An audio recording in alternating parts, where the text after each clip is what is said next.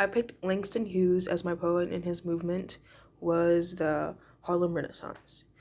Hughes was an African American man who was best known for poetry, but he also wrote books and plays, and he had like a column as well.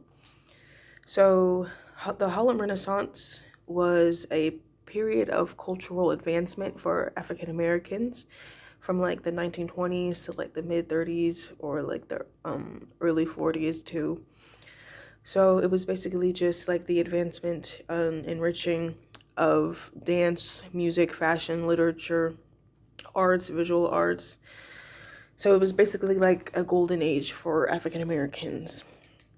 And his poems definitely showed like how, I guess, like the everyday black person would be during this time. So like, or reflected how they would think and how they would feel about themselves and everything around them.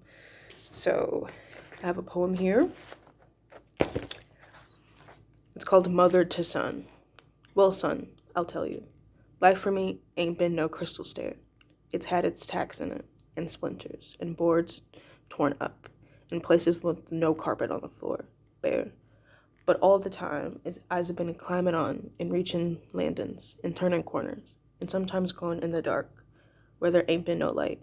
So boy, don't you turn back. Don't you set down on them steps, 'cause you finds it's kinda harder. Don't you fall now, for I still going, honey. I still climbing, and life for me ain't been no crystal stair. So some of my annotations include, I underlined the crystal stair part.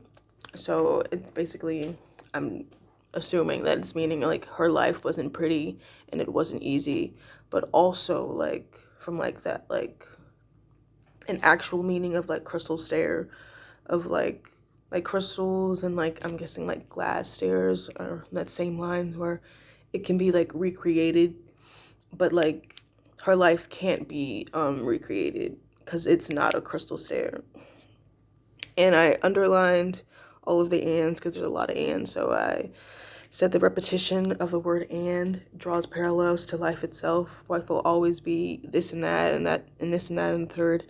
Just when you thought it was over, it's come back again. So I said it's kind of like a really alliteration, but like not really. But also that there's like a clear metaphor of life to like an endless staircase of how life is just always like an uphill battle and like a journey with no time for breaks.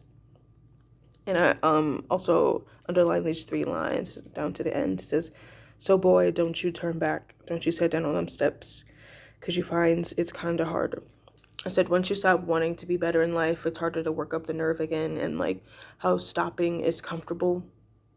And so I guess for like the whole poem, like an overview, I would say like the mother, she wants her son to understand that life can be hard and like that it's okay. And like I guess not that that's okay, but like that even though it's hard, you have to keep going because stopping would not really do anything. Like it really wouldn't further them anymore. So I think she wants her son to understand that, and I think she really makes it clear too. Like she doesn't really like, I guess she kind of sugarcoats it, but like not really. I guess with like the reaching landings, turning corners, that stacks in it, and splinters, boards turn up, but like you like I guess like a child could understand how that would mean like life has been like it's been bad or like it's done her dirty, and so like she doesn't want her son to think that just because her life has been hard that it's okay to stop and not keep going.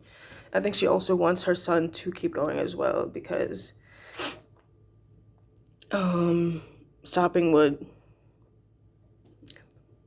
stopping would not, it just wouldn't. So also wanted to bring up the fact that for his column that he wrote, I feel like I think it was like a little later in his life, he had this character named Jesse B. Simple, and he would often like call him Simple, even though like it's originally spelled Semple, and he would call him Simple.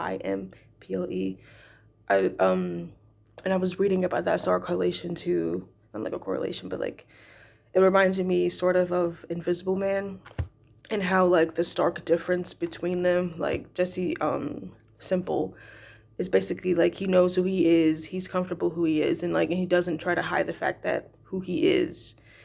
And the Invisible Man, on the other hand, does all of those things. He wants to be not known. Like, even though he goes on this journey to find himself, like, it really doesn't lead anywhere. And he's end up not knowing himself at all. Okay, so I forgot to mention, he also coined jazz poetry, which is basically like